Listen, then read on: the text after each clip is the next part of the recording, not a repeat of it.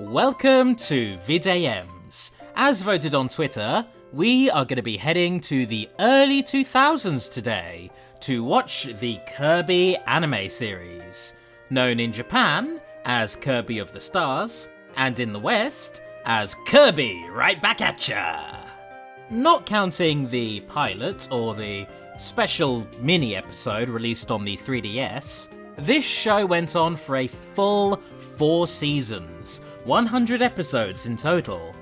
The Kirby anime essentially reimagines the story of Kirby's adventure, albeit with a few major changes to fit the format of a TV show. Why is adventure the main focus? Well, that's because the game's GBA remake, Nightmare in Dreamland, was in development at the time. Yep, it's all about those product tie-ins. Before we begin, I have to make one of mankind's greatest and most difficult decisions. Do I watch the sub?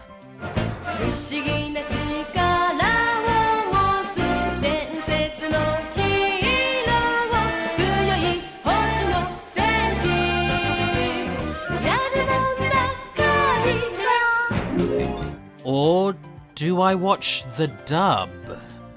Kirby, Kirby, Kirby, that's the name you should know. Kirby, Kirby, Kirby, he's the star of the show. He's more than you think, he's got maximum pink. Kirby, Kirby, Kirby's the one. I don't know. I mean, the jazz theme song absolutely slaps, but being a 4Kids dub, it deviates really hard from the Japanese airing. Not to mention that the dub aired episodes in a different order to account for Western game releases. Honestly, I don't think I'm taking in the definitive Kirby experience if I go out of my way to watch the English. Kirby, my king has commanded me to challenge you to a duel. Prepare for battle, and prepare to be defeated. Spanish Meta Knights? Okay, screw all that. We're watching the dub, let's go. First, we have Season 1, Episode 1. Kirby comes to Cappy Town. We start with a flock of sheep lazily dozing when suddenly...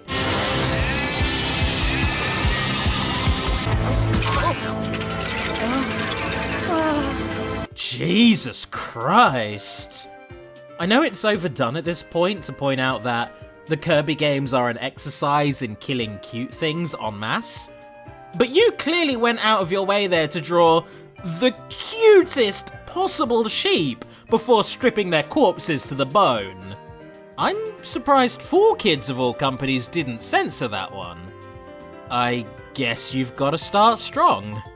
So, the people of Cappy Town attempt to interrogate King Dedede about his new monster of the week. But this leads nowhere, partly because Dedede shows off his octopus monster in a small, harmless state. That's the first big deviation from the games. King Dedede isn't a misunderstood hero who builds a friendly rivalry with Kirby. Instead, he is actually an arrogant villain here. Right down to being given a foppish right-hand man named Escargoon to complement his pre-established Waddle Dee army. When the Cappies turn to Kaboo, appearing here as a giant all-seeing totem instead of a generic jobber, he grasses up Dedede without a second thought. It was called here by your own King Dedede. Yeah, well, joke's on you, Kaboo. Dedede brought a tank with him. There is one hope, a star warrior traveling through space, whose name is Kirby. Kirby! Yay, Kirby!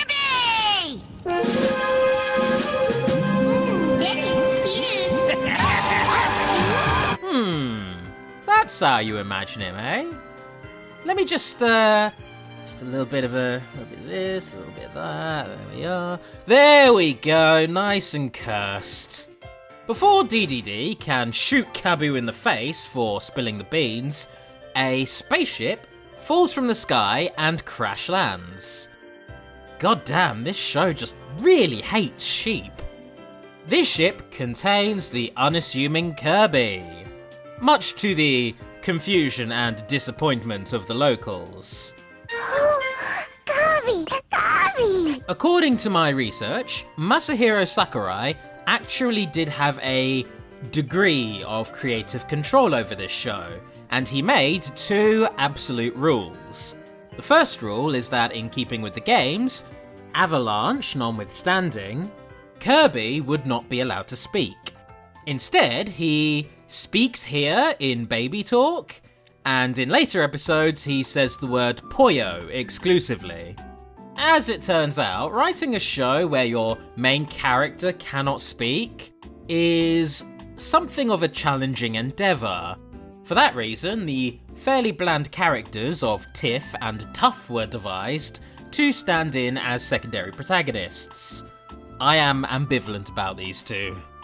So, kind of like when I play him, DDD doesn't skip a beat in launching Kirby off stage with his forward smash. Well, that seemed unnecessary. Why did you have to clobber that Kirby? The king just saved you all from a public menace. Yeah, Kirby must have been the monster that's been eating up all the sheep. After retrieving Kirby from a chasm, Tiff and Tuff bring him to Cappy Town. However, DDD, adamant about using Kirby as a scapegoat, constantly pursues him with the hope of finishing him off. And it's around this point that the animation style really caught my interest.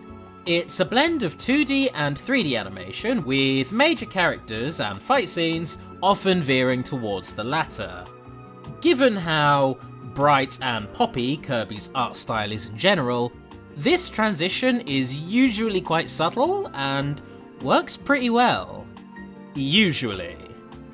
After escaping DDD, Kirby is invited to dinner, where he does exactly what Kirby do.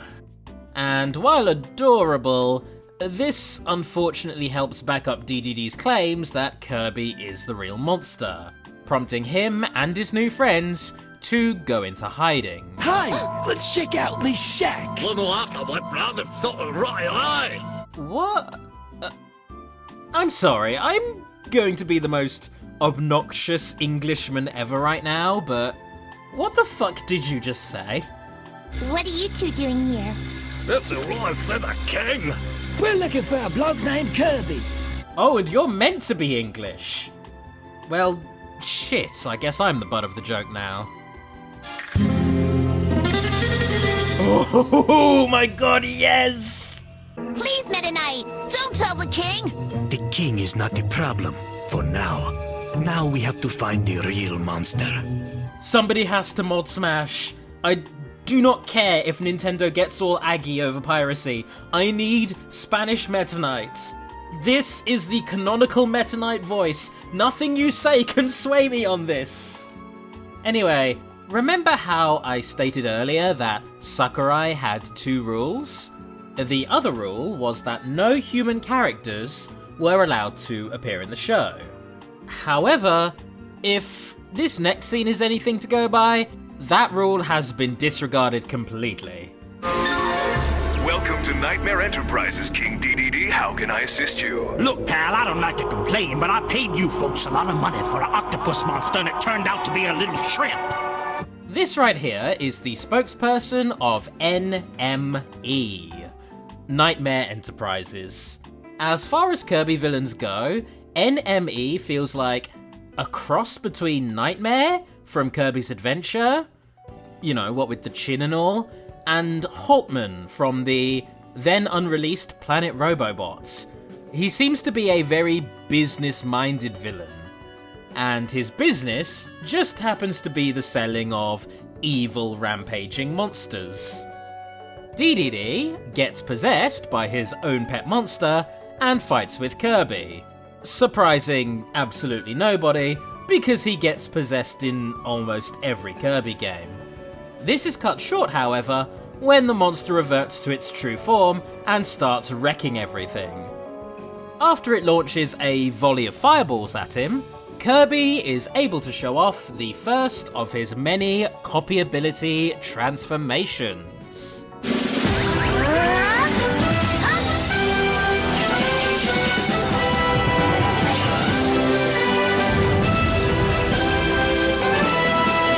So, you know how a lot of anime from this time would use and reuse transformation animations to both save on the budget and create a visual spectacle? Well, Kirby's come in the form of his copy abilities, which he always gets right at the end of a monster battle in order to easily save the day, which is exactly what he does here. Well, it seems their puffy pink visitor is a Star Warrior after all. Ooh, I wonder who that is. So Kirby, unfazed by the encounter, hops back into his ship, which was repaired by Escargoon. Turns out this act of kindness was a last-ditch attempt on his life, as the ship is rigged to blow. Obviously this doesn't work because Kirby is an unkillable entity, a force of nature, but it does nicely establish why Kirby sticks around, and how DDD's stubborn vendetta leads to a Monster of the Week formats. Let's move on to Season 2, Episode 1, The Flower Plots. So how's everything going, Wispy?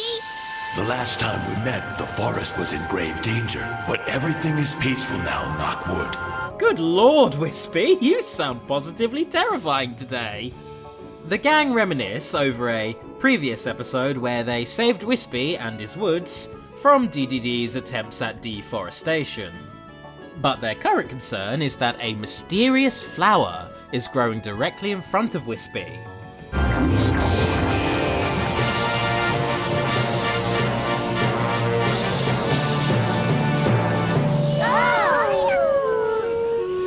Now the flower will really grow. DDD, catching wind of this,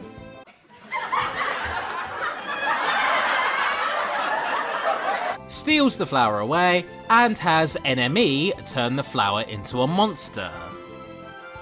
Yeah, I'm sure there's no precedent for that going horribly wrong.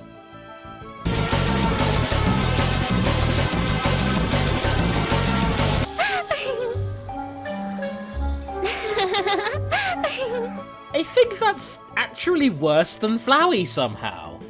And yeah, as it turns out, Lovely the Flower here is based on the Kirby Superstar enemy of the same name. You must be that brave Star Warrior, Kirby. Kirby! Will you be my friend, Kirby? She's incredibly saccharine, flirting with Wispy and befriending Kirby, only to drain Wispy of his nutrients over time, slowly killing him.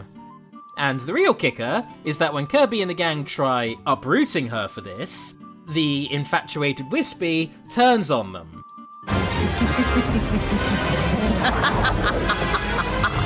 Even with Lovely showing off her true form and all of Wispy's neighbours trying to save their homie from this unhealthy relationship, Wispy stays firmly in denial, allowing Lovely to suck him dry. I actually typed that. I wrote that into this script without thinking of the implications, and now all of you have to live with it. Don't, Lovely, you mustn't hurt my friends. But Wispy, these oxygen breathers can't possibly mean more to you than I do. Of course not, but try to understand. Uncomfortable relationship dynamics aside, DDD and Escargoon make their entrance around this point, and they get absolutely wrecked in a matter of seconds. Why were they even here? Meanwhile, Kirby claims the cutter ability from Lovely and uses it to slay her. That's the end of Lovely! Tough. Read the room. Don't be sad. I'll come back someday, and I won't be a monster anymore. With a face like that? Debatable. Actually, she does keep her word here. She comes back as a pretty patch of non-demonic flowers. And that is that. Season 3 premieres with a 2-part episode, Snack Attack. It begins with a pair of Cappy shopkeepers unveiling a new product. That's so cool. You don't just get a snack, you get a minifigure too. Yes, this is an episode about Kinder Eggs, or other such surprise toys. Fun fact, these things are actually illegal in the States due to strict food laws disallowing the sale of food products containing inedibles. Honestly, Yankee viewers, the toys are kinda garbage, you're not missing much. Anyways, the figures inside these toys are based on the Star Warriors, and the rarity of certain figures leads all the local kids to buy the toys in excess, bugging their parents for allowance money and creating strife between said kids. We never fought over toys when we were young. Yeah, they hadn't invented toys yet. Why do they want to waste time playing when they could be doing homework? A few days in the slammer to straighten them all out. Okay, Boomer. Whatever you say, Boomer. So, despite their earlier judgments, the adults also get caught up in this craze. They buy the chocolates in bulk in the hopes of attaining rare drops. And you know what? Given the current state of AAA video gaming, this feels upsettingly topical. Out of my way, kiddies! And of course, DDD gets in on the whole craze too. He buys the entire stock, out of spite. Look!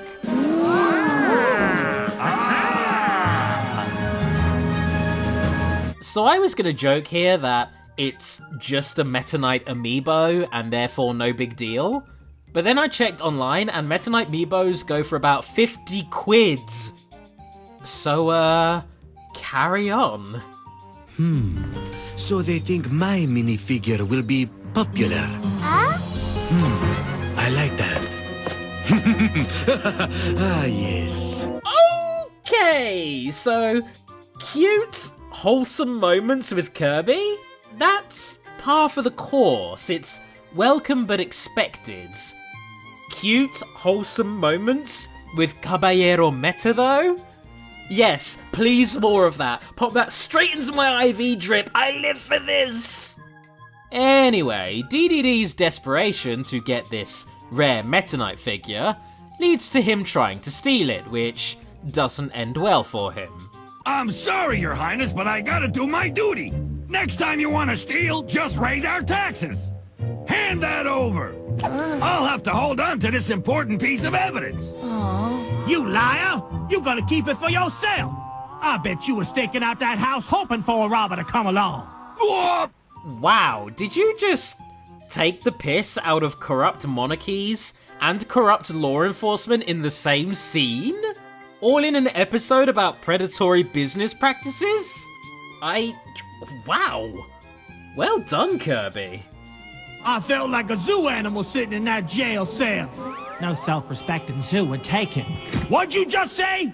Nothing, sire, nothing. Okay, I don't know what happened to him between seasons 2 and 3, but Escargoon has very clearly had it with DDD shit, and he's gone from being a doting sycophant to being the absolute cattiest here. I love every interaction he has with DDD in this episode. And our top story tonight, the toy sensation that's sweeping the nation. The new line of martial arts figures. Here's a review of the mini fighting force from King DDD. I love these new martial arts figures.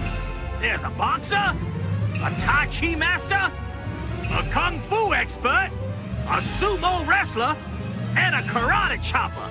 Believe me, folks, this new team is unbeatable.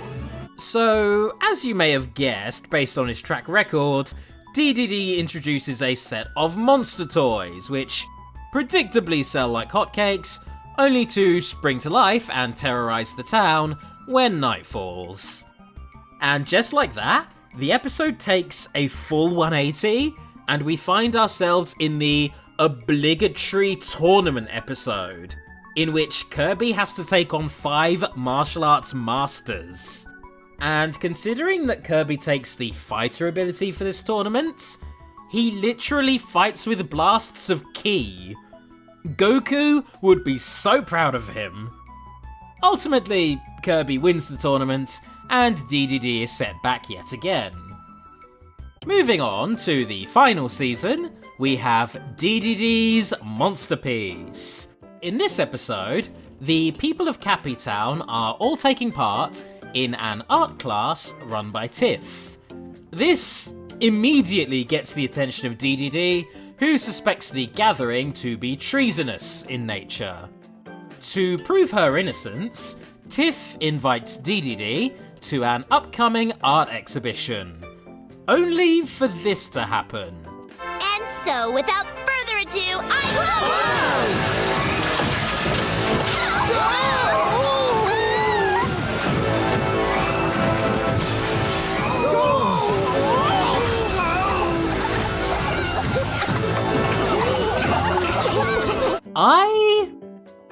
don't like that.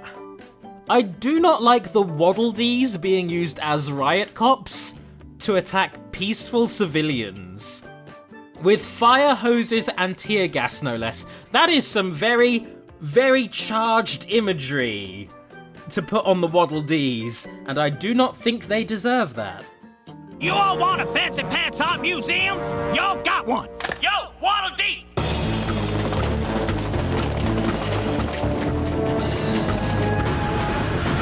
Okay, this is fine. Industrialist Waddle Dees don't make my skin crawl. To prove that he is able to appreciate culture, albeit on his own terms, DDD has his army create an art gallery. He makes a hollow promise that the best submissions to said gallery will win a cash prize, when in actuality, he intends to order a shipment of artwork from NME. Original art can get kinda steep there, Big D. One alone could set you back a cool $2 million. Why not just order a monster who can paint for you? Never mind the hard sell, Monster Man. Yeah, we've had enough of you hawking your cheap creepos. So, here's something that genuinely threw me. After so many episodes of the show, the main cast do seem to be deviating from the status quo. DDD has caught onto the fact that enemies' monsters will, more often than not, turn on him.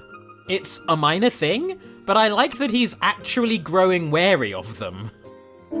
don't you all see? The process of creating art should be its own reward. What do you mean? Great artists never do things just to make money. Yeah, well, we live in a capitalist society, Tiff. People have got to monetize their hobbies. Maybe if you weren't literally written to be a spoiled rich kid, you would understand that. Eventually, DDD debuts the NME artwork, and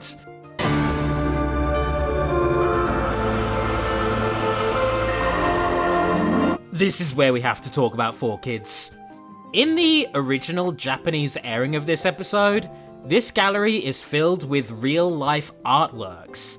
And while that does go against Sakurai's no humans rule, it is explained away by having the artworks referred to as being created by aliens. But 4Kids, bizarrely, felt the need to censor these culturally significant artworks. It graphically portrays parts of the human body, which, practical as they may be, are evil. But I like that statue. I told you she was soft on full frontal nudity. Not just the artworks with genitals on display, but almost all of them, despite being in the public domain, leading to this hilarity. See how the arms reach out and how delicately the fingers are touching? Blessed be the god of sports. May he deliver unto us plentiful scores and minimal injuries. And may he smite those wicked men who would foul against us. Amen.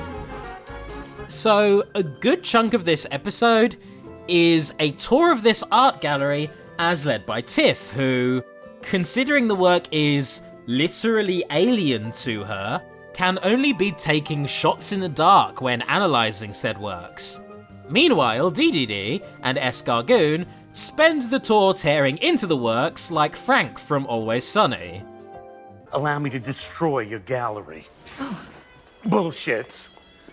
Bullshit. Derivative. DDD is supposed to be in the wrong for doing this, but thanks to the 4Kids edits, he's actually right. The artwork is now hilarious and farcical. The real highlight of DDD's gallery, however, is his very own masterpiece. He talks the crowd through his creative process. You'll note the perspectacles, and I'll put a big old impressionistic sun up there, see? This here's my castle, and right next to it is Escargoon. Note the lack of depth. This here's the mayor being chased by his sheep. And this here's Kirby. He's being chased by me. See, I drawed him all lumpy to express his inner lumpiness. You know, maybe I'm biased because DDD is my main in Smash, but I liked it. Angered by the mockery, DDD has enemy create Paint Roller, a reoccurring Kirby boss who debuted in Kirby's Adventure. And Paint Roller proceeds to cruise through the gallery, vandalizing the human artworks. Even more so than 4Kids already have. I do not care what y'all think on this. This is real art. Maybe this'll do. Ugh, I know that's Paint Roller's ability, but that is horrifying.